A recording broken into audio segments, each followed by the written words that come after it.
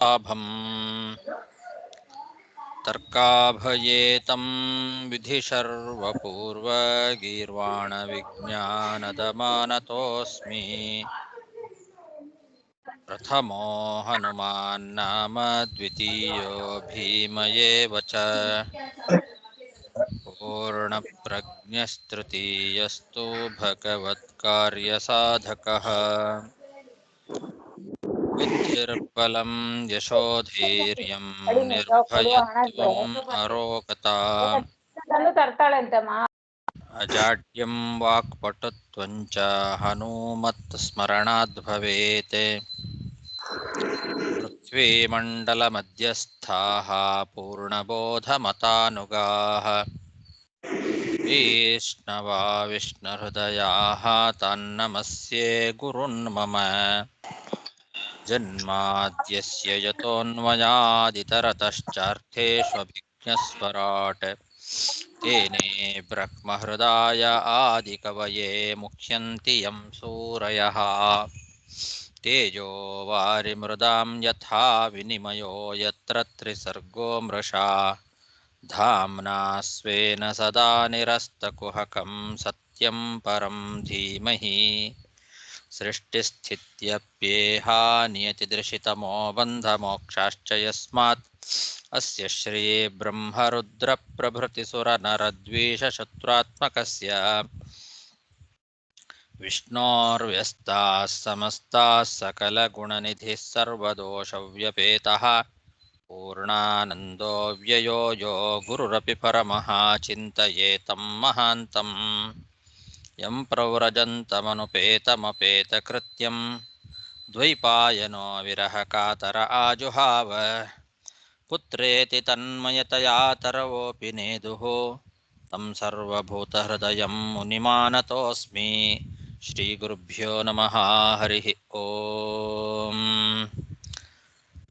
ಶ್ರೀಮದ್ಭಾಗವತದ ಷಷ್ಠ ಸ್ಕಂಧದ 10ನೇ ಅಧ್ಯಾಯ ಆರಂಭ.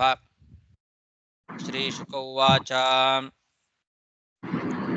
ಇಂದ್ರಮೇವಂ ಸಮಾದಿಶ್ಯ ಭಗವಾನ್ ವಿಶ್ವಭಾವನಃ ಪಶ್ಯತಾಂ ಅನಿಮೇಷಾಣಾಂ ತತ್ರೈವಾಂತರ್ದಧೇ ಹರಿಃ. ಭಗವಂತ ಇಂದ್ರಾದಿ ದೇವತೆಗಳಿಗೆಲ್ಲ ಭರವಸೆಯನ್ನ ಕೊಟ್ಟ, ಉಪಾಯವನ್ನ ಹೇಳಿಕೊಟ್ಟ. ಹೇಳಿ ಆ ಎಲ್ಲ ದೇವತೆಗಳು ಕೂಡ ನೋಡ್ತಾ ಇದ್ದಂತೆಯೇ ಅದೃಶ್ಯನಾದ ಅಂತ ಶುಕಾಚಾರ್ಯರು ಪರೀಕ್ಷಿದ್ರಾಜನಿಗೆ ತಮ್ಮ ಪ್ರವಚನವನ್ನು ಮುಂದುವರಿಸ್ತಾ ಹೇಳ್ತಾ ಇದ್ದಾರೆ. ಭಗವಂತ ದೇವತೆಗಳಿಗೆ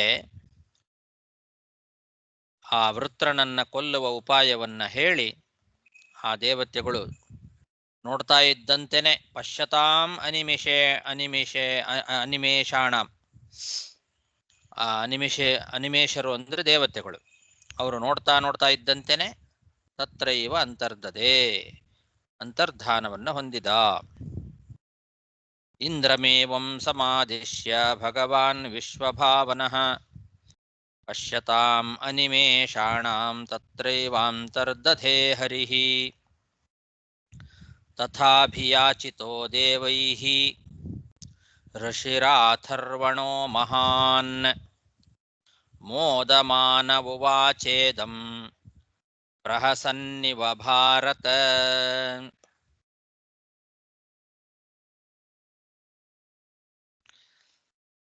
ಭಗವಂತ ಏನು ಆದೇಶ ಮಾಡಿದ ಅದರಂತೆ ದೇವತೆಗಳೆಲ್ಲ ದಧೀಚಿ ಮಹರ್ಷಿಗಳ ಹತ್ರ ಹೋಗಿ ಕೇಳಿಕೊಂಡ್ರು. ಭಗವಂತ ಹೇಳಿದ್ದ, ದಧೀಚಿ ಮಹರ್ಷಿಗಳ ಹತ್ರ ಹೋಗ್ರಿ, ಅವರು ದೇಹವನ್ನ ನಿಮಗೆ ಕೊಡ್ತಾರೆ. ಆ ದೇಹದಿಂದ ವಿಶ್ವಕರ್ಮನನ್ನ ಕರೆಸಿ ವಜ್ರಾಯುಧವನ್ನ ಮಾಡಿಸ್ರಿ, ಅದರಿಂದ ವೃತ್ರನನ್ನ ಸಂಹಾರ ಮಾಡು ಅಂತ ಇಂದ್ರನಿಗೆ ಭಗವಂತ ಹೇಳಿದ್ದ. ಆ ಪ್ರಕಾರ ದಧೀಚಿ ಮಹರ್ಷಿಗಳನ್ನ ಕೇಳಿಕೊಂಡಾಗ ಆ ದಧೀಚಿ ಮಹರ್ಷಿಗಳು ಬಹಳ ಆನಂದವನ್ನ ಹೊಂದಿದ್ರಂತೆ. ಅವರಿಗೆ ಬಹಳ ಸಂತೋಷ ಆಯಿತು. ಮೋದಮಾನ ಉವಾಚ ಅಂತಾರೆ. ಪ್ರಹಸನ್ನಿವ ಭಾರತ, ನಗ್ತಾ ಹೇಳಿದ್ರಂತೆ ದಧೀಚಿ ಮಹರ್ಷಿಗಳು. ಎಷ್ಟು ಆಶ್ಚರ್ಯ! ನಿಮ್ಮ ದೇಹವನ್ನ ಕೊಡ್ರಿ, ನಿಮ್ಮ ಅಸ್ಥಿಗಳಿಂದ ನಾವು ಆಯುಧ ಮಾಡ್ಕೊಳ್ತೇವೆ ಅಂತ ಯಾರಾದರೂ ಕೇಳಿದ್ರೆ ದೇಹವನ್ನ ಯಾರು ತಾನೇ ಕೊಡ್ಲಿಕ್ಕೆ ಒಪ್ಪಿಕೊಳ್ತಾರೆ ಹೇಳಿ? ಆದರೆ ದಧೀಚಿ ಮಹರ್ಷಿಗಳಿಗೆ ಬಹಳ ಸಂತೋಷ ಆಗಿದೆ. ಆನಂದದಿಂದ ಹೇಳ್ತಾ ಇದ್ದಾರೆ. ತಥಾಭಿಯಾಚಿತೋ ದೇವೈರ್ ಋಷಿರಾಥರ್ವಣೋ ಮಹಾನ್ ಮೋದಮಾನವುವಾಚೇದಂ ಪ್ರಹಸನ್ನಿವ ಭಾರತ ಅಪಿ ವೃಂದಾರಕಾಯೂಯಂ ನ ಜಾನೀಥ ಶರೀರಿಣಾಂ ಸಂಸ್ಥಾಯಾಂ ಯಸ್ತ್ವಭಿದ್ರೋಹೋ ದುಸ್ಸಹಶ್ಚೇತನಾಪಹಃ. ದಧೀಚಿ ಋಷಿಗಳು ನಗತಾ ಸಂತೋಷದಿಂದ ದೇವತೆಗಳಿಗೆ ಹೇಳ್ತಾ ಇದ್ದಾರೆ, ಎಲೆ ದೇವತೆಗಳೇ, ಮರಣ ಕಾಲದಲ್ಲಿ ಶರೀರಿಗಳಿಗೆ, ಯಾರು ಶರೀರವನ್ನು ಹೊಂದಿರತಕ್ಕಂಥ ಜೀವಿಗಳಿದ್ದಾರೋ ಅವರಿಗೆ ಮರಣ ಕಾಲದಲ್ಲಿ ಎಷ್ಟು ದುಃಖ ಆಗತ್ತೆ, ಅಸಹನೀಯವಾದಂತಹ ಸಂಕಟ ಆಗಿ ಅದರಿಂದ ಮೂರ್ಛೆ ಬರ್ತದೆ ಅವರಿಗೆ. ಗೊತ್ತಾ ನಿಮಗೆ ಅಂತ ಕೇಳ್ತಾರೆ. ದುಸ್ಸಹ ಚೇತನಾಪಹ, ತಡ್ಕೊಳ್ಳಿಕ್ಕೆ ಸಾಧ್ಯ ಇಲ್ಲದೆ ಇರುವಂತಹ ಸಂಕಟ ಪ್ರಾಣ ಹೋಗುವ ಸಮಯದಲ್ಲಿ ಆಗ್ತದೆ ಎಲ್ರಿಗೂ ಕೂಡ. ಆ ರೀತಿ ಸಂಕಟ ಆಗಿ ಮೂರ್ಛೆ ಹೋಗಿ ಬಿಡ್ತಾರೆ. ಅದನ್ನು ತಡ್ಕೊಳ್ಳಿಕ್ಕಾಗೋದಿಲ್ಲ, ಅಷ್ಟು ದುಃಖ ಆಗ್ತದೆ. ಪ್ರತಿಯೊಬ್ಬ ಶರೀರಿಗಳಿಗೂ ಕೂಡ ಆ ಶರೀರ ಬಿಡುವ ಸಮಯ ಬಂದಾಗ, ಮರಣ ಕಾಲದಲ್ಲಿ ದುಸ್ಸಹವಾದಂತಹ ಸಂಕಟ, ಆ ಸಂಕಟದಿಂದ ಮೂರ್ಛೆನೆ ಹೋಗಿ ಬಿಡ್ತಾರೆ. ಗೊತ್ತಾ ನಿಮಗೆ? ಯೂಯಂ ಜಾನೀಥ ಕಿಂ, ತಿಳ್ಕೊಂಡಿದ್ದೀರೇನು, ಗೊತ್ತೇನು ನಿಮಗೆ ಅಂತ ಕೇಳ್ತಾರೆ. ನಿಮಗೆ ಗೊತ್ತಿಲ್ಲ ಅನ್ಸತ್ತೆ. ಯಾಕೆ? ನೀವು ಮನುಷ್ಯರಲ್ಲ ನೀವು. ಆದ್ದರಿಂದ ಸತ್ಯಧರ್ಮ ತೀರ್ಥರು ಹಾಗೆ ಬರೀತಾರೆ. ಇಲ್ಲಿ ಏನಿದೆ ಅಂದ್ರೆ, ಯೂಯಂ ನ ಜಾನೀಥ ಅಪಿ ವೃಂದಾರಕಾಹ ಯೂಯಂ, ನೀವು ದೇವತೆಗಳು, ಹಾಗಾಗಿ ನಿಮಗದು ಗೊತ್ತಿಲ್ಲ ಅಂತ. ಮನುಷ್ಯರಿಗೆ ದೇಹ ಬಿಡುವಾಗ ಆಗುವಂತಹ ದುಃಖ ಎಂಥ ದುಃಖ ಅಂತನ್ನೋದು ನಿಮಗೆ ಗೊತ್ತಿಲ್ಲ. ಅದು ಯಾಕೆ? ನೀವು ದೇವತೆಗಳು. ನೀವು ಉತ್ಕ್ರಾಂತಿ ಮಾರ್ಗದಿಂದ ಗಮನ ಮಾಡ್ತಕ್ಕಂಥವ್ರು. ಪ್ರಾಯ ಎಲ್ಲರೂ ಕೂಡ ಉತ್ಕ್ರಾಂತಿ ಮಾರ್ಗದಿಂದ ಗಮನ ಮಾಡೋರು. ಅವರಿಗೆ ಈ ತರ ದುಃಖ ಇರೋದಿಲ್ಲ. ದೇವತೆಗಳಾದ ನಿಮಗೆ ಈ ದುಃಖದ ಒಂದು ಜ್ಞಾನ ಇಲ್ಲ. ನಿಮಗೆ ಎಷ್ಟು ದುಃಖ ಪಡಿತಾರೆ ಜೀವಿಗಳು. ಬುದ್ಧಿಭ್ರಂಶಕರ ಅದು. ಚೇತನಾಪಹ ಅಂತ. ಚೇತನಾಪಹ ಅಂದ್ರೆ ಬುದ್ಧಿಭ್ರಂಶ ಆಗಿಬಿಡ್ತದೆ, ಮೂರ್ಛೆ ಹೋಗಿ ಬಿಡ್ತಾರೆ ಅಂತ ಅರ್ಥ. ಅಷ್ಟು ದುಃಖ ಆಗ್ತದೆ ದೇಹ ಬಿಡೋ ಸಮಯದಲ್ಲಿ. ಅಪಿ ವೃಂದಾರಕಾಯೂಯಂ ನ ಜಾನೀಥ ಶರೀರಿಣಾಂ ಸಂಸ್ಥಾಯಾಂ ಯಸ್ತ್ವಭಿದ್ರೋಹೋ ದುಸ್ಸಹಶ್ಚೇತನಾಪಹ ಜಿಜೀವಿಷೂಣಾಂ ಜೀವಾನಾಂ ಆತ್ಮಾ ಪ್ರೇಷ್ಠೈಹೇಪ್ಸಿತಃ ಕವುತ್ಸಹೇತ ತಂ ದಾತುಂ ಭಿಕ್ಷಮಾಣಾಯ ವಿಷ್ಣವೇ. ಜೀವಿಗಳಿಗೆ ಯಾವಾಗಲೂ ಬದುಕಿರಬೇಕು ಅಂತ ಆಸೆ. ಪ್ರತಿಯೊಬ್ಬ ಜೀವಿಗಳಿಗೂ ಕೂಡ ತಾವು ಬದುಕಬೇಕು ಅಂತಾನೆ ಆಸೆ ಇರ್ತದೆ. ಯಾರಿಗೂ ಪ್ರಾಣ ಬಿಡಬೇಕು ಅನ್ನೋ ಆಸೆ ಇರೋದಿಲ್ಲ. ಅವರಿಗೆ ತಮ್ಮ ಶರೀರ ಅಂತನ್ನೋದು ಅತ್ಯಂತ ಪ್ರಿಯವಾದ ವಸ್ತು. ಯಾರೇ ಆಗಿರ್ಲಿ, ಅದು ಎಂಥ ದೇಹವೇ ಇರಲಿ, ಅವರಿಗೆ ಯಾವ ಜೀವಿನೇ ಆಗಿರ್ಲಿ, ಅವರಿಗೆ ಬಂದಂತಹ ದೇಹ ಅದು ಹೇಗೇ ಇರಲಿ, ಆ ದೇಹದ ಮೇಲೆ ಅವರಿಗೆ ಇರುವಷ್ಟು ಪ್ರೀತಿ ಬೇರೆ ಇನ್ಯಾವುದರ ಮೇಲೂ ಇರೋದಿಲ್ಲ.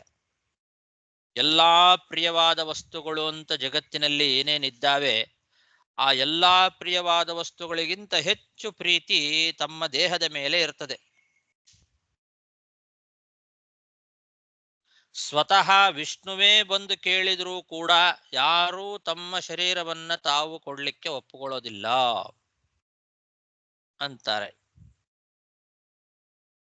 ಸರಿಯಾಗಿದೆ ಮಾತು. ಸ್ವತಃ ವಿಷ್ಣುವೇ ಬಂದು ಕೇಳಿದರೂ ಕೂಡ ಅಂತಾರೆ. ಭಿಕ್ಷಮಾಣಾಯ ವಿಷ್ಣವೇ, ಸ್ವತಃ ಭಗವಂತನೇ ಬಂದು ಕೇಳಿದರೂ ಕೂಡ ಯಾರು ತಮ್ಮ ಶರೀರವನ್ನ ತಾವು ಕೊಡ್ಲಿಕ್ಕೆ ಯಾರೂ ಒಪ್ಪುಕೊಳ್ಳೋದಿಲ್ಲ. ಅಷ್ಟು ಪ್ರೀತಿ ತಮ್ಮ ಶರೀರದ ಮೇಲೆ ಇರ್ತದೆ ಎಲ್ಲಾ ಜೀವರಿಗೂ ಕೂಡ. ಜಿಜೀವಿಷೂಣಾಂ ಜೀವಾನಾಂ ಆತ್ಮ ಪ್ರೇಷ್ಠೈಹೇಪ್ಸಿತಃ ಕವುತ್ಸಹೇತ ತಂ ದಾತುಂ ಭಿಕ್ಷಮಾಣಾಯ ವಿಷ್ಣವೇ.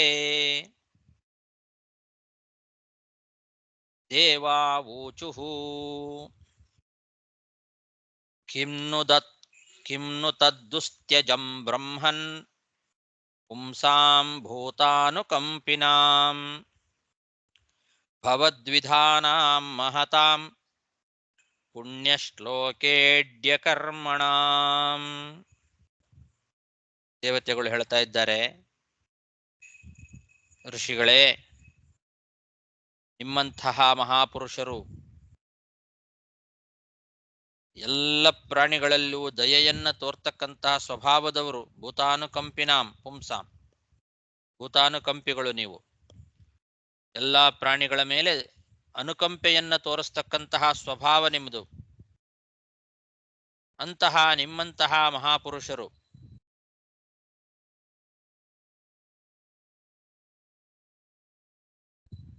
ನಿಮ್ಮಂತಹ ಮಹಾಪುರುಷರ ಕಾರ್ಯಗಳು ಎಂತೆಂತಹ ಪುಣ್ಯ ಶ್ಲೋಕರು ಅಂತಿದ್ದಾರೆ. ಕೀರ್ತಿಯನ್ನು ಪಡೆದಿರ್ತಕ್ಕಂಥವ್ರು, ಪುಣ್ಯ ಕೀರ್ತಿಯನ್ನು ಪಡೆದವರು, ಅವರು ಕೂಡ ಹೊಗಳುತ್ತಾರೆ. ಅಂತಹ ಕಾರ್ಯಗಳು ನೀವು ಮಾಡತಕ್ಕಂತಹ ಕಾರ್ಯಗಳು.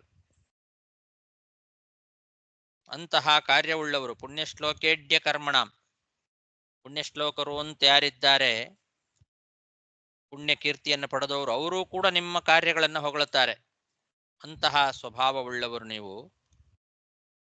ಅವರಿಗೆ ತಾವು ಮತ್ತೊಬ್ಬರಿಗೆ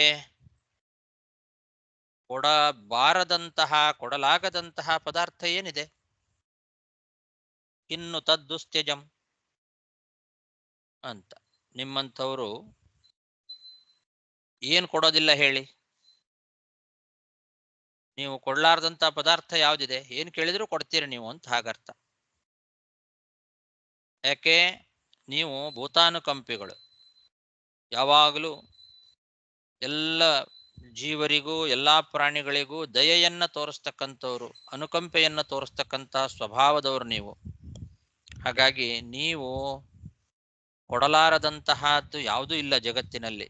ಏನು ಕೇಳಿದರೂ ಕೊಡುವಂಥ ಸಾಮರ್ಥ್ಯ, ಮನಸ್ಸು ಉಳ್ಳವರು ನೀವು.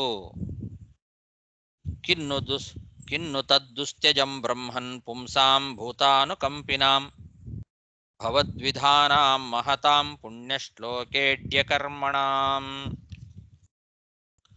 ನೂನಂ ಸ್ವಾರ್ಥಪರೋ ಲೋಕೋ ನ ವೇದ ಪರಸಂಕಟಂ ಯದಿ ವೇದನಯಾ ಚೇತ ನೇತಿನಾಹ ಯದೀಶ್ವರಃ.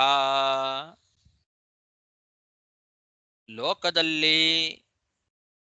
ಜನ ನೀವು ಹೇಳಿದ ಹಾಗೆ ಇದ್ದಾರೆ, ಹೌದು. ಲೋಕದಲ್ಲಿರ್ತಕ್ಕಂತಹ ಜನ ಇದ್ದಾರಲ್ಲ, ಅವರು ತಮ್ಮ ಸುಖದ ಬಗ್ಗೆ ಮಾತ್ರ ಆಲೋಚನೆ ಮಾಡ್ತಾರೆ. ಮತ್ತೊಬ್ಬರ ದುಃಖವನ್ನ ತಿಳ್ಕೊಳ್ಳೋದಿಲ್ಲ ಅವರು. ಲೋಕದಲ್ಲಿ ಆ ರೀತಿ ಜನ ಇದ್ದಾರೆ. ಕೇವಲ ತಮ್ಮ ಸುಖದ ಬಗ್ಗೆ ಮಾತ್ರ ವಿಚಾರ ಮಾಡ್ತಾರೆ ಹೊರತು ಮತ್ತೊಬ್ಬರಿಗೆ ಏನು ದುಃಖ ಆಗ್ತದೆ ಅದರ ಬಗ್ಗೆ ಆಲೋಚನೆನೇ ಮಾಡೋದಿಲ್ಲ. ಮತ್ತೊಬ್ಬರ ದುಃಖವನ್ನ ತಿಳ್ಕೊಂಡ್ರೆ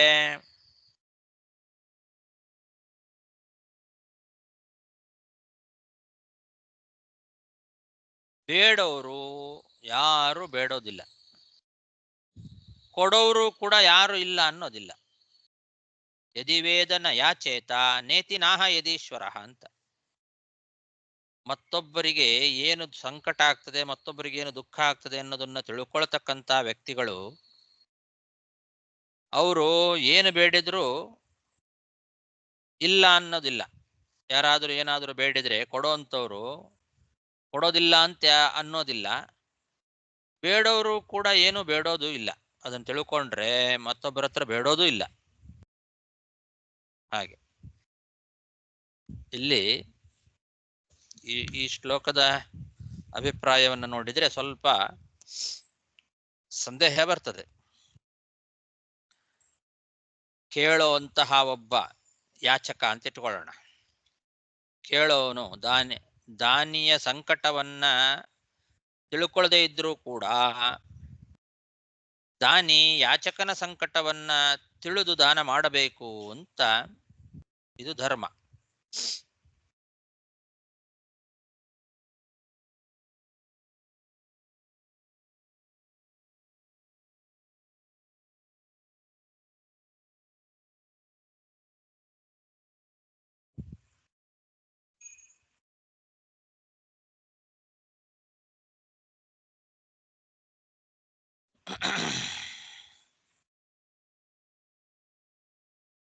ಒಬ್ಬ ಯಾಚಕ ದಾನಿಯ ಸಂಕಟ ಏನು ಅನ್ನೋದನ್ನ ತಿಳಿಯದೇ ಇದ್ರೂ ಕೂಡ ದಾನಿ ಆದವನು ಕೇಳುವವನ ಸಂಕಟವನ್ನ ತಿಳ್ಕೊಂಡು ಅವನಿಗೆ ದಾನ ಮಾಡಬೇಕು. ಏನೋ ಸಂಕಟದಿಂದ ಕೇಳ್ತಾ ಇದ್ದಾನೆ ಅಂತ ಹೇಳಿ, ನಮ್ಮಲ್ಲಿ ಎಲ್ರಿಗೂ ಬೇಕಾದಷ್ಟು ಕಷ್ಟಗಳಿರುತ್ತೆ, ತೊಂದರೆಗಳಿರುತ್ತೆ. ಆದರೆ ಅವನು ಬಂದು ಕೇಳ್ತಾ ಇದ್ದಾನೆ ಅಂದಾಗ ಅವನಿಗೆ ಕಷ್ಟ ಇದ್ದೇ ಕೇಳ್ತಾನೆ. ಅವನಿಗೆ ಸಂಕಟ ಆಗಿದೆ ಅಂತಾನೆ ಕೇಳ್ತಾನೆ. ನಮ್ಮ ಸಂಕಟ ಅವನಿಗೇನು ಗೊತ್ತು? ಅವನ ಸಂಕಟದಿಂದ ಅವನು ಕೇಳಲಿಕ್ಕೆ ಬರ್ತಾನೆ. ಕೇಳಿದಾಗ ನಾವು ಇಲ್ಲ ಅನ್ನಬಾರದು, ದಾನ ಮಾಡಬೇಕು. ಇದು ಧರ್ಮ. ಈ ಧರ್ಮವನ್ನ ದೇವತೆಗಳು ದಧೀಚಿ ಋಷಿಗಳಿಗೆ ಉಪದೇಶ ಮಾಡ್ತಾ ಇದ್ದಾರೆ. ಇದು ಧರ್ಮ ಅನ್ನೋದನ್ನ ದಧೀಚಿ ಋಷಿಗಳಿಗೆ ಉಪದೇಶ ಮಾಡ್ತಾ ಇದ್ದಾರೆ ಹೊರತು ನಾವು ಸಂಕಟವನ್ನ ತಿಳಿಯದೇ ಇರತಕ್ಕಂತಹ ಕ್ರೂರ ಜಂತುಗಳು ಅಂತ ತಮ್ಮ ಬಗ್ಗೆ ತಾವು ಹೇಳ್ಕೊಳ್ತಾ ಇಲ್ಲ. ಕೇಳೋರಿಗೆ ಮತ್ತೊಬ್ಬರ ಸಂಕಟ ಗೊತ್ತಿರೋದಿಲ್ಲ, ಮತ್ತೊಬ್ಬರ ಸಂಕಟ ಗೊತ್ತಿದ್ರೆ ಕೇಳ್ತಿರ್ಲಿಲ್ಲ ಅಂತ ಇದೆ ಇಲ್ಲಿ. ಹಂಗಂದಾಗ ಏನಾಗತ್ತೆ? ಹಂಗಾರೆ ದೇವತೆಗಳಿಗೆ ಇನ್ನೊಬ್ಬರ ಸಂಕಟ ಗೊತ್ತಿಲ್ಲ. ಈಗ ಇವನು ಪ್ರಾಣ ಬಿಡಬೇಕಲ್ಲ, ಶರೀರವನ್ನ ಕೊಡಬೇಕು ಅಂತಂದ್ರೆ ಎಷ್ಟು ಸಂಕಟ ಆಗ್ತದೆ. ಅದಕ್ಕೆ ದಧೀಚಿ ಋಷಿಗಳು ಹೇಳಿದ್ರು, ಶರೀರ ಬಿಡಬೇಕಾಗಿದ್ರೆ ಎಷ್ಟು ಸಂಕಟ ಆಗ್ತದೆ, ಅದು ನಿಮಗೆ ಗೊತ್ತಿಲ್ಲ, ಅದಕ್ಕೆ ನೀವು ಬಂದು ಕೇಳ್ತಾ ಇದ್ದೀರಿ ಅನ್ನೋ ರೀತಿಯಲ್ಲಿ ಮಾತಾಡಿದ್ರು ಅವರು. ಅದಕ್ಕೆ ಏನ್ ಅನ್ಸುತ್ತೆ ಹಾಗಾದ್ರೆ, ಇಲ್ಲಿ ದೇವತೆಗಳು ನಮಗೆ ಮತ್ತೊಬ್ಬರ ಸಂಕಟ ಗೊತ್ತೇ ಇಲ್ಲ ಅಂತಹ ಕ್ರೂರ ಜಂತುಗಳು ನಾವು ಅಂತ ತಮಗ ತಾವು ಹೇಳ್ಕೊಳ್ತಾ ಇಲ್ಲ. ಇದು ಆ ದಧೀಚಿ ಋಷಿಗಳಿಗೂ ಗೊತ್ತು. ದೇವತೆಗಳು ಅಜ್ಞಾನಿಗಳೇನಲ್ಲ ಅಂತ ದಧೀಚಿ ಋಷಿಗಳಿಗೂ ಕೂಡ ಗೊತ್ತಿದೆ. ಆದರೆ ಲೋಕದ ನಿಯಮ ಹೀಗಿದೆ. ಲೋಕದಲ್ಲಿ ಯಾವುದೇ ಒಬ್ಬ ಬೇಡುವವನು, ಯಾಚಕ ಬಂದು ಬೇಡಿದಾಗ ದಾನಿಯಾದವನು ತನಗೆಷ್ಟೇ ಸಂಕಟ ಇದ್ರೂ ಕೂಡ ಆ ಸಂಕಟ ಅವನಿಗೆ ಗೊತ್ತಿಲ್ಲ ಅಂತಂದ್ರೂ ಕೂಡ ಕೇಳೋವನಿಗೆ ತಾನು ದಾನ ಮಾಡಬೇಕು. ಮತ್ತೊಬ್ಬರ ಸಂಕಟವನ್ನ ತಿಳಿದು ತಾನು ದಾನ ಮಾಡಬೇಕು, ದಾನ ಮಾಡತಕ್ಕಂತಹ ವ್ಯಕ್ತಿ. ಇದು ಧರ್ಮ. ಈ ಧರ್ಮವನ್ನ ತಿಳಿಸ್ಬೇಕಾಗಿದೆ, ಲೋಕಕ್ಕೆ ತಿಳಿಸ್ಬೇಕಾಗಿದೆ. ಮತ್ತು ಈ ಧರ್ಮವನ್ನ ದೇವತೆಗಳು ದಧೀಚಿ ಋಷಿಗಳಿಗೆ ತಿಳಿಸ್ಬೇಕಾಗಿದೆ. ಅದಕ್ಕೋಸ್ಕರ ತಾವು ಹೇಳಿದ್ರು ಈ ತರ ದೇವತೆಗಳು, ಹೊರತು ತಮಗ ತಾವು ಬೈಕೊಳ್ತಾ ಇಲ್ಲ. ಆದ್ರಿಂದಲೇ ಮುಂದೆ ಧರ್ಮಂವಹ ಶ್ರೋತುಕಾಮೇನ ಯೂಯಂ ವೈ ಪ್ರತ್ಯುದಾಹೃತಾಹ ಅಂತ ಅಂತಾರೆ ದೇವತೆಗಳು.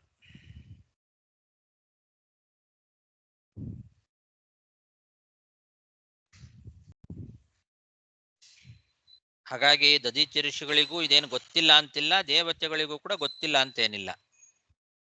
ಧರ್ಮ ಏನು ಅನ್ನೋದನ್ನ ಜಗತ್ತಿಗೆ ತಿಳಿಸ್ಬೇಕಾಗಿದೆ. ಇದು ಇಬ್ಬರ ಉದ್ದೇಶ. ಇಲ್ಲಿ ಬೇರೆ ವ್ಯಾಖ್ಯಾನಕಾರರು ಸ್ವಲ್ಪ ವ್ಯಂಗ್ಯವಾದ ಮಾತು ಅಂತ ಅಂದಿದ್ದಾರೆ. ಇದನ್ನ ಋಷಿ ವ್ಯಂಗ್ಯವಾಗಿ ಮಾತಾಡಿದ ಅಂತ ವ್ಯಾಖ್ಯಾನ ಮಾಡಿದ್ದಾರೆ. ದೇವತೆಗಳೇ, ನೀವು ನಿಜವಾಗಿಯೂ ನನ್ನ ಸಂಕಟವನ್ನ ತಿಳಿಯದೇ ಇರತಕ್ಕಂತ ಕ್ರೂರ ಪ್ರಾಣಿಗಳು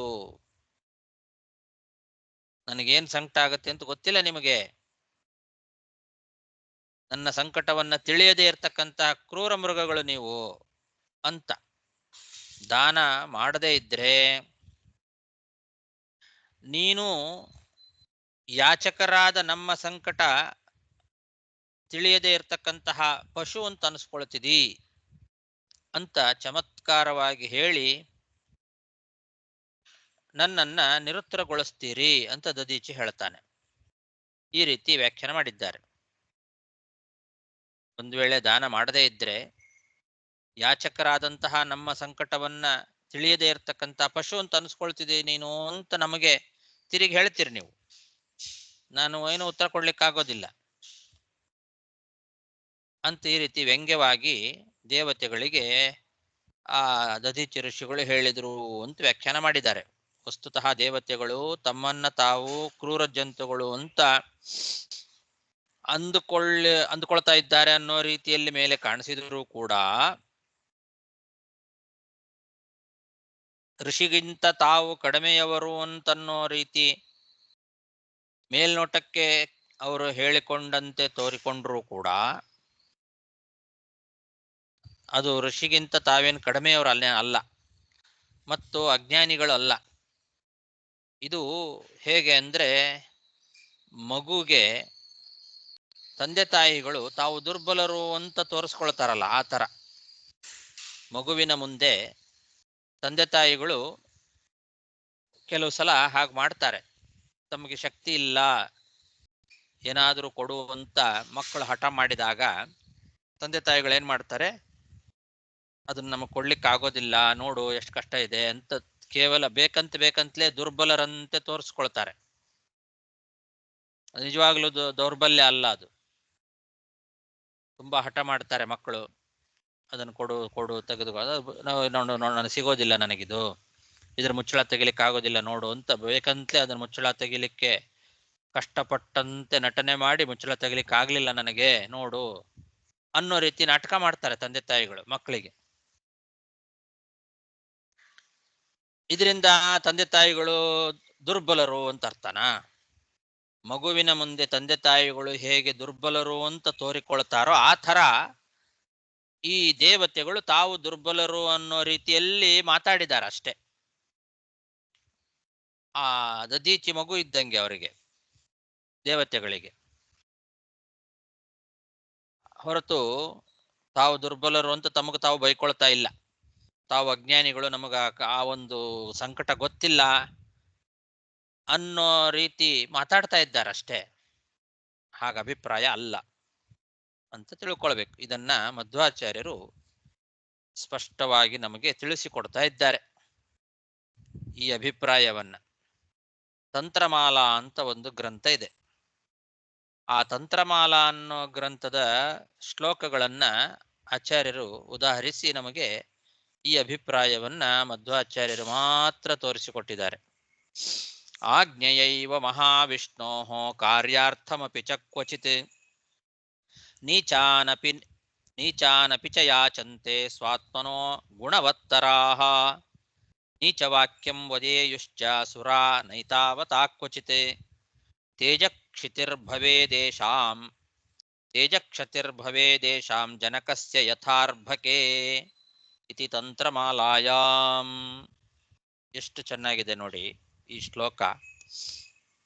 ಈ ದದೀಚಿ ಋಷಿಗಳ ಹತ್ರ ಬಂದು ದೇವತೆಗಳು ಕೇಳಿದ್ದು ಯಾಕೆ ಹೀಗೆ ಮಾತಾಡಿದರು ದೇವತೆಗಳು ಅನ್ನೋದನ್ನ ಬಹಳ ಸ್ಪಷ್ಟವಾಗಿ ತಿಳಿಸ್ತಕ್ಕಂತಹ ಶ್ಲೋಕ.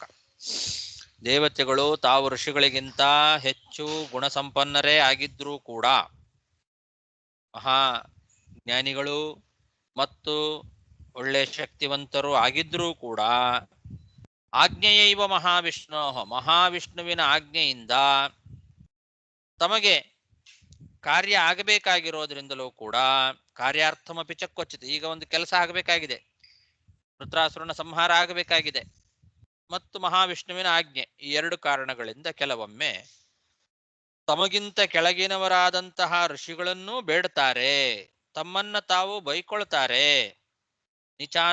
ನೀಚಾನಪಿ ಯಾಚಂತೆ ನೀಚವಾಕ್ಯಂ ವದೇಯುಶ್ಚ, ತಮ್ಮನ್ನ ತಾವು ಬೈಕೊಳ್ತಾರೆ, ಹಳೆದುಕೊಳ್ತಾರೆ, ಮತ್ತು ತಮಗಿಂತ ಕೆಳಗಿನವರಾದ ಋಷಿಗಳನ್ನು ಕೂಡ ಹೋಗಿ ಬೇಡ್ತಾರೆ. ಇಷ್ಟರಿಂದಲೇನೆ ಅವರ ಮಹತ್ವಕ್ಕೆ ಯಾವತ್ತು ನೀಚತೆ ಬರೋದಿಲ್ಲ, ಅವರ ಮಹತ್ವ ಕಡಿಮೆ ಆಗೋದಿಲ್ಲ. ಯಾಕೆ ಅಂದ್ರೆ, ಹೇಗೆ ಅಂದ್ರೆ ಅರ್ಭಕೆ ಜನಕಸ್ಯ ಯಥಾ, ಜನಕಸ್ಯ ಯಥಾರ್ಭಕೆ ಅಂತ. ತಂದೆ ಮಗುವಿನಲ್ಲಿ ಬೇಡುವ ಹಾಗೆ, ತಂದೆ ಮಗುವಿನಲ್ಲಿ ಹೇಗೆ ಬೇಡ್ತಾನೋ ಹಾಗೆ ಇಲ್ಲಿ ಋಷಿ ಮುನಿಗಳ ಹತ್ರ ದೇವತೆಗಳು ಬೇಡೋದು. ಇದನ್ನೇ ಹಿಂದೆ ಸಮರ್ಥಾಪಿಯಾಚಂತೆ ಅಂತ ತಂತ್ರ ಭಾಗವತದ ಆ ವಾಕ್ಯದಿಂದ ಇದನ್ನು ತೋರಿಸಿಕೊಟ್ಟಿದ್ರು ಆಚಾರ್ಯ. ತಂತ್ರ ಭಾಗವತದಲ್ಲೂ ಇದೇ ಮಾತಿದೆ. ಸಮರ್ಥಾಪಿಯಾಚಂತೆ ದೇವಾಹ ಅಂತ ಹಿಂದಿನ ಅಧ್ಯಾಯದಲ್ಲಿ ವ್ಯಾಖ್ಯಾನ ಮಾಡುವಾಗ ತಂತ್ರ ಭಾಗವತದ ಆ ವಾಕ್ಯವನ್ನು ತೋರಿಸಿದ್ದಾರೆ. ಕೊನೆಯಲ್ಲಿ ಸಮರ್ಥಾಪಿಯಾಚಂತೆ ದೇವಾ ಮುನ್ಯಾದಿ ಕಾನ್ ಕ್ವಚಿತೆ ಆಜ್ಞೆಯೈವ ಹರೇಸ್ತೇಷಾಂ ಯಶೋರ್ಥಮಪಿ ನಾನ್ಯಥಾ. ಅದೇ ತಂತ್ರ ಭಾಗವತ ಹೇಳುವ ವಿಷಯವನ್ನೇ ಇಲ್ಲಿ ತಂತ್ರಮಾಲಾ ಅನ್ನೋ ಗ್ರಂಥವು ಹೇಳ್ತಾ ಇದೆ.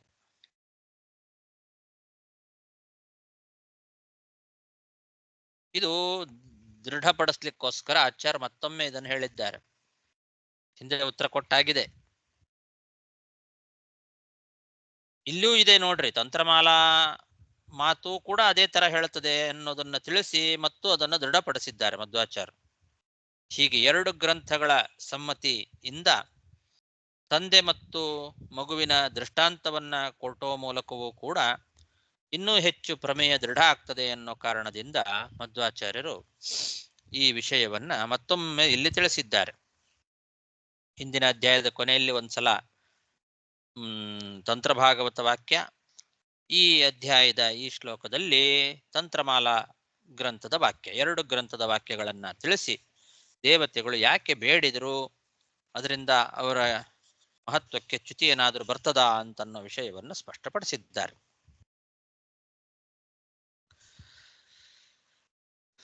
ನೂನಂ ಸ್ವಾರ್ಥಪರೋ ಲೋಕೋ ನ ವೇದ ಪರ ಸಂಕಟಂ ಯದಿ ವೇದನಯಾ ಚೇತ ನೇತಿನಾಹ ಯದೀಶ್ವರ.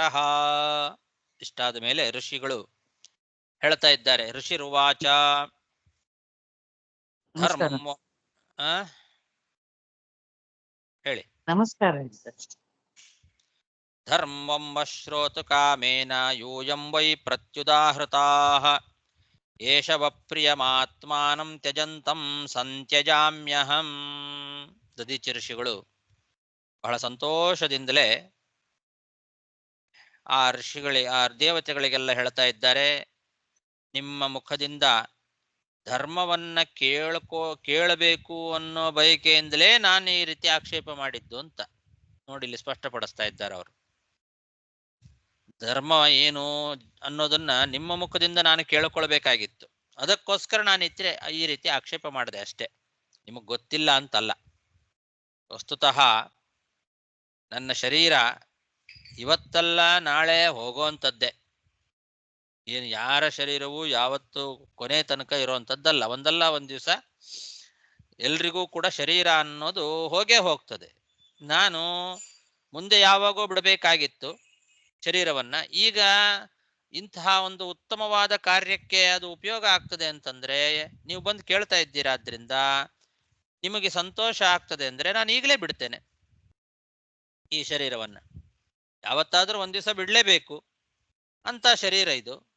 ನಿಮಗೆ ಸಂತೋಷ ಆಗ್ತಾ ಇದೆ, ದೇವತೆಗಳಿಗೆ ಸಂತೋಷ ಆಗತ್ತೆ ಅಂದ ಮೇಲೆ ನಾನು ಈಗಲೇ ಈ ಶರೀರವನ್ನು ಬಿಡ್ಲಿಕ್ಕೆ ತಯಾರಿದ್ದೇನೆ ಅಂತ ಬಹಳ ಸಂತೋಷದಿಂದ ಒಪ್ಪಿಕೊಳ್ತಾ ಇದ್ದಾರೆ. ನಾನು ಮತ್ತೆ ಆಕ್ಷೇಪ ಮಾಡಿದ್ಯಾಕೆ, ಮತ್ತೊಬ್ಬರ ಶರೀರ ಬಿಡುವಾಗ ಎಷ್ಟು ಸಂಕಟ ಆಗ್ತದೆ ಅಂತ ಅನ್ನೋದು ಬೇಡವ್ರಿಗೆ ಗೊತ್ತಿರೋದಿಲ್ಲ, ಹಾಗೆ ಹೀಗೆ ಅಂತೆಲ್ಲ ಆಕ್ಷೇಪ ಮಾಡಿದ್ರಲ್ಲ, ಇದು ಯಾಕೆ ಅಂದ್ರೆ ನಿಮ್ಮ ಮುಖದಿಂದ ಧರ್ಮವನ್ನ ನಾನು ಕೇಳಬೇಕು ಅಂತ ಅಪೇಕ್ಷೆ ಇತ್ತು. ಧರ್ಮಂವಹ ಶ್ರೋತು ಕಾಮೇನ, ಧರ್ಮವನ್ನ ತಿಳ್ಕೊಳ್ಬೇಕು, ನಿಮ್ಮ ಬಾಯಿಂದಲೇ ಧರ್ಮವನ್ನ ಕೇಳಿ ತಿಳ್ಕೊಳ್ಬೇಕು ಅನ್ನೋ ಒಂದು ಅಪೇಕ್ಷೆಯಿಂದ ನಾನು ಈ ರೀತಿ ಆಕ್ಷೇಪ ಮಾಡಿದ್ದಷ್ಟೇ ಹೊರತು ಶರೀರ ಬಿಡಬಾರ್ದು ಅಂತ ನನಗೆ ಅಪೇಕ್ಷೆ ಏನಿಲ್ಲ. ಬಹಳ ಸಂತೋಷ ನನಗೆ. ಯಾಕೆ? ಯಾವತ್ತಾದ್ರೂ ಒಂದ್ ದಿವಸ ಹೋಗುವಂತ ಶರೀರ ಬಿಡ್ಲೇಬೇಕಾಗಿತ್ತು. ಇವತ್ತು ನಿಮ್ಮ ಸಂತೋಷಕ್ಕೋಸ್ಕರ ಈಗಲೇ ಇದನ್ನು ನಾನು ಬಿಡುತ್ತೇನೆ ಅಂತ ಒಪ್ಪುಕೊಳ್ತಾ ಇದ್ದಾರೆ. ಧರ್ಮಂ ಶ್ರೋತು ಕಾಮೇನ ಯೂಯಂ ವೈ ಪ್ರತ್ಯುದಾಹೃತಾಃ ಏಷ ವ ಪ್ರಿಯಮಾತ್ಮಾನಂ ತ್ಯಜಂತಂ ಸಂತ್ಯಜಾಮ್ಯಹಂ.